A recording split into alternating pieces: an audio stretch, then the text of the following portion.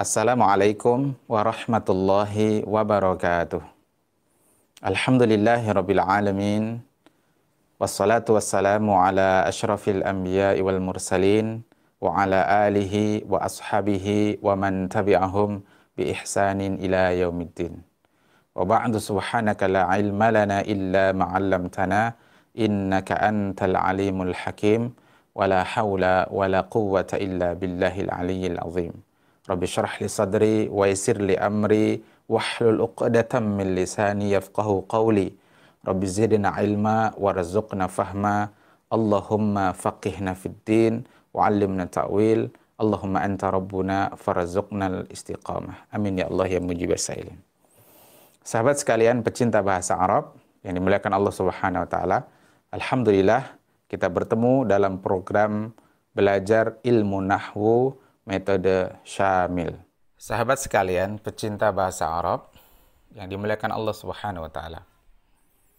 Pada kesempatan kali ini kita akan sama-sama mengkaji tentang jenis kata dan ciri-cirinya. Dalam bahasa Arab hanya ada 3 jenis kata. Yang pertama adalah al-ismu, atau sederhananya disebut isim. Dalam bahasa Indonesia, padanannya adalah kata benda. Yang kedua adalah al-fi'lu, atau sederhananya kita sebut fi'il. Dalam bahasa Indonesia ini disebut kata kerja. Dan yang ketiga al-harfu, atau sering kita sebut huruf. Kita akan bahas satu persatu dari 3 jenis kata ini. Dan yang pertama akan saya bahas adalah huruf. Mengapa huruf dibahas pertama kali? Karena di buku 5 Jurus Mahir Membaca Kitab Gundul, huruf ini kita sampaikan pengantar saja, ya sedikit saja, 2 jenis huruf. Namun dalam perjalanannya nanti akan dikenalkan jenis-jenis huruf yang lain. 2 jenis huruf yang dikenalkan dalam buku 5 jurus adalah yang pertama huruf mabani atau huruf pembentuk. Yang tidak lain ini adalah huruf-huruf hijaiyah yang jumlahnya 28. Disebut huruf pembentuk karena memang huruf-huruf ini menjadi pembentuk kata. Jadi kata dibentuk oleh huruf. Sebagai contoh misalkan kata khalaqa. Kata khalaqa ini terdiri dari 3 huruf, yakni huruf kha, huruf lam, dan huruf qaf. Kha, lam, qaf. Maka 3 huruf inilah yang disebut pembentuk atau penyusun dari kata khalaqa.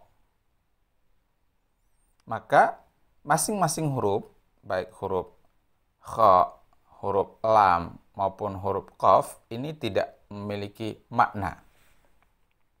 Namun jika dia dirangkai menjadi sebuah kata, maka akhirnya dia menjadi memiliki makna. Khalaqa artinya telah menciptakan. Huruf mabani atau pembentuk ini ada 2 kelompok. Yang pertama adalah kelompok huruf sakit, yaitu terdiri dari 3 huruf, yaitu huruf alif, huruf waw, dan huruf ya. Dibuat akronimnya menjadi awai. Alif, waw, dan ya.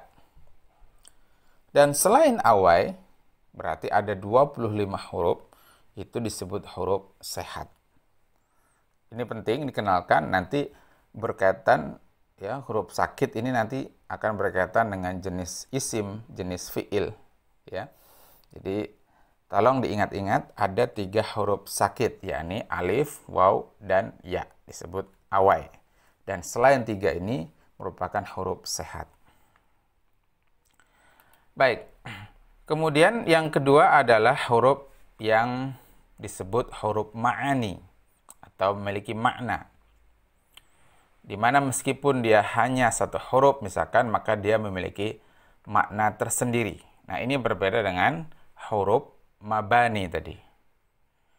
Nah, di buku 5 jurus, huruf ma'ani ini dikenalkan 2 jenis saja. Sisanya nanti dalam perjalanan program Binmil ini akan dikenalkan jenis-jenis huruf yang lain.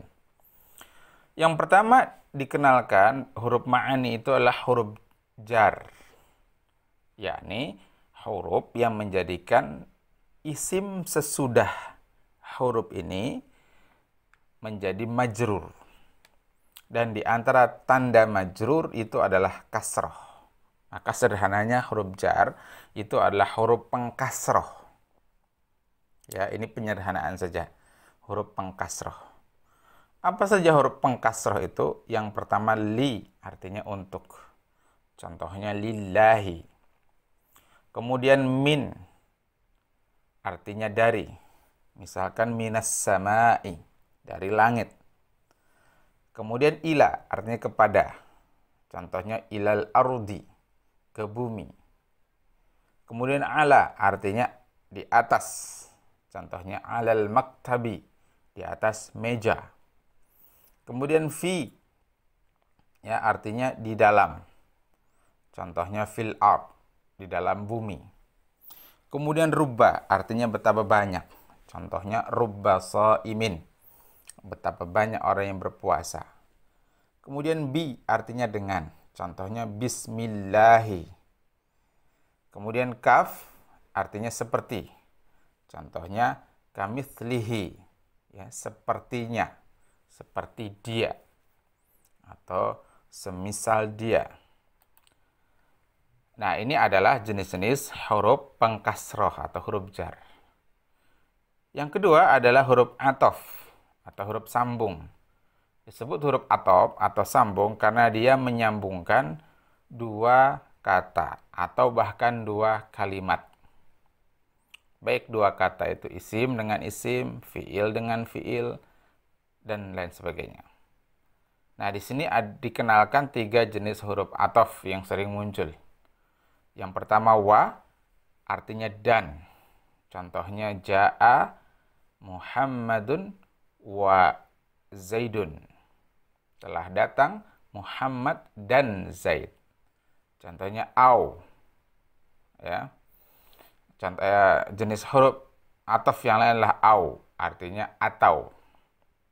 Kemudian yang ketiga summa, artinya kemudian. Contohnya summa takunu khilafatan ala minhajin nubuwah. Kemudian akan kembali tegak khilafah yang kedua yang mengikuti manhaj atau metode kenabian.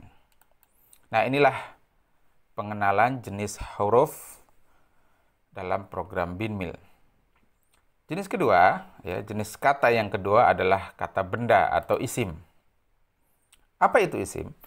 Isim adalah kata yang menunjukkan suatu makna yang tidak terikat. Jadi yang perlu digarisbawahi, tidak terikat dengan waktu. Di antara bentuk isim adalah kata benda, kemudian kata ganti orang, kata sambung, kata tunjuk, dan sebagainya. Contoh isim kitabun, artinya buku. Baitun, artinya rumah. Dinun, agama. Babun, pintu. Ustadzun, guru. Syajaratun, rumah, pohon. Nah, ini semuanya tidak beralif lam di depannya. Jadi boleh juga kita tambahkan contoh dengan menambahkan alif lam. Jadi al-kitabu, artinya buku ini. Al-baitu, rumah ini. Ad-dinu, agama ini. Al-babu, pintu ini. Al-ustadzu, guru ini. Asy-syajaratu, pohon ini. Nah, yang penting dari jenis kata benda ini adalah kita mengetahui ciri-cirinya. Sehingga nanti kita bisa membedakan ini isim, ini fiil, ini huruf. Nah, itu bagian paling penting dari materi ini adalah peserta dapat membedakan jenis-jenis kata. Mana itu isim, mana itu fiil, mana itu huruf. Dan ini merupakan materi paling dasar dalam program BINMIL. Yang pertama, isim akan kita ketahui dengan tanda huruf akhirnya itu berupa tanwin. Ya, jika teks Arabnya itu berharokat, misalkan Al-Quran, hadis, atau beberapa kitab yang sudah disyakal. Jadi, tanda akhirnya, ya harokatnya itu tanwin, baik dhammatain, fathatain, atau kasratain. Contoh, fala taj'alu lillahi andadan. Jangan kalian jadikan bagi Allah tandingan-tandingan. Nah, andadan, huruf akhirnya adalah huruf dal. Dan syakalnya fathatain. Karena syakalnya fathatain inilah maka andadan kita vonis sebagai isim. Gitu. Yang kedua, jika harokat huruf akhirnya berupa kasroh. Contohnya Bismillahirrahmanirrahim. Nah, ismi lafzul jalalah Allahi ar-Rahmani dan ar-Rahimi semuanya huruf akhirnya harokatnya kasroh. Maka ya keempat-empatnya ini adalah isim. Kemudian yang ketiga, diawali dengan huruf alif lam. Contoh, dzalikal kitabu la raiba fih. Kitab ini tidak ada keraguan di dalamnya. Al-kitabu, dia terbentuk dari kitabun yang mendapat tambahan alif dan lam di depan. Maka menjadi al-kitabu. Alif dan lam ini sekaligus menjadi ciri bahwa kitabun itu adalah isim. Baik, semoga bisa dipahami. Kemudian ciri keempat, diawali huruf jar. Tadi sudah kita bahas huruf jar, huruf pengkasroh. Contoh, wala talbisul haqqa bil batili. Jangan kalian campur adukan kebenaran dengan kebatilan. Nah, bil batili ini terbentuk dari bi sebagai huruf jar dan al-batilu. Maka al-batilu ini kita tetapkan sebagai isim karena yang pertama dia diawali huruf jar, yakni bi. Dan ciri lain pada al-batilu ini ada alif lam. Dia masuk dalam ciri yang ketiga tadi. Apalagi ditambahin huruf lamnya kasroh. Berarti ada 3 alasan kita memvonis al-batili ini sebagai isim. Ya, ada 3 alasan. Yang pertama karena ada huruf jar, yang kedua ada alif lam, dan yang ketiga harokat huruf akhirnya kasroh. Nah, inilah 4 ciri kata benda. Kita lanjut yang terakhir, ciri kata kerja. Apa itu kata kerja? Kata kerja adalah kata yang menunjukkan suatu makna yang terikat dengan waktu. Inilah perbedaan fiil dengan isim. Jika isim dia tidak terikat dengan waktu, maka fiil justru terikat dengan waktu. Maka ada kata kerja lampau, kata kerja sekarang, dan kata kerja perintah. Baik, contoh nasoro, artinya telah menolong. Kataba telah menulis. Doroba telah memukul. Jalasa telah duduk. Qatala telah membunuh. Akala telah makan. Ini bentuk lampau semua. Jika kita ingin memunculkan bentuk mudhari'nya, ya sekarangnya, maka menjadi yansuru, sedang menolong. Yaktubu, sedang menulis. Yadribu, sedang memukul. Yajlisu, sedang duduk. Yaqtulu, sedang membunuh. Yakulu, sedang makan. Bahkan kita bisa juga buat perintahnya sebagaimana telah kita kaji dalam program Bismil. Untuk nasara menjadi unsur, tolonglah. Kataba uktub, tulislah. Doroba idrib, pukullah. Jalasa ijlis, duduklah, dan seterusnya. Nah, bagaimana mengidentifikasi fiil? Yang pertama, jika ada sebuah kata diawali lafadz qad, ya, qad yang dalam hal ini artinya adalah sungguh. Nah, karena aflaha ini terletak setelah qad, maka kita simpulkan aflaha ini merupakan fiil. Qad aflahal mu'minun. Sungguh telah beruntunglah orang-orang yang beriman. Jadi aflaha ini fiil karena diawali qad. Yang kedua, diawali lafaz sa, artinya akan. Contohnya, saya ja'alullahu ba'da usrin yusran. Allah akan menjadikan sesudah kesulitan itu kemudahan.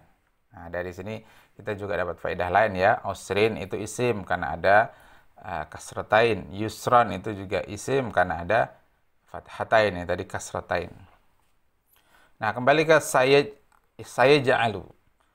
Ya ja'alu ini merupakan fiil karena diawali sa. Ya, cirinya adalah sa. Baik, selanjutnya yang ketiga diawali saufa. Artinya sama dengan sa, artinya akan. Saufa juga akan. Bedanya sa ini untuk waktu yang dekat, sementara saufa itu untuk yang jauh. Kalla saufa ta'lamun. Sekali-kali tidak. Kalian nanti akan mengetahuinya. Ya. Karena ta'lamun ini diawali saufa, ya, didahului saufa, maka kita simpulkan ta'lamun ini merupakan fiil. Baik, yang keempat berakhiran tak sukun. Istilahnya tak taknis, sakinah. Tak perempuan yang harokatnya sukun, sakinah. Contoh qalat. Nah, qala ini merupakan fiil karena ada ciri ini, tak sukun, tak taknis, sakinah. Selanjutnya yang kelima, diawali huruf-huruf alif, nun, ya, dan ta. Disingkat anita. Ada juga menyingkatnya anaitu. Silahkan bagaimana enaknya saja. Mau anita boleh, anaitu boleh. Yang alif contohnya akhluku. Nun contohnya nakhluku. Ya contohnya yakhluku. Ta contohnya takhluku. Pada program Bismil ini sebenarnya sudah dikenalkan ketika mengenalkan fi'il mudhari. Ya, ketika mengenalkan fi'il mudhari. Di mana perbedaan huruf mudhara'ah yang warna merah ini ya ditentukan karena perbedaan dhamir atau subjeknya. Sudah kita bahas, mudah-mudahan masih ingat ya. Karena itulah Bismil ini kita dahulukan karena nanti ketika membahas Binmil itu akan membahas juga beberapa materi terkait dengan Bismil. Seperti ini ta'alamun ya. Antum tentu masih ingat dhamirnya apa ini? Antum.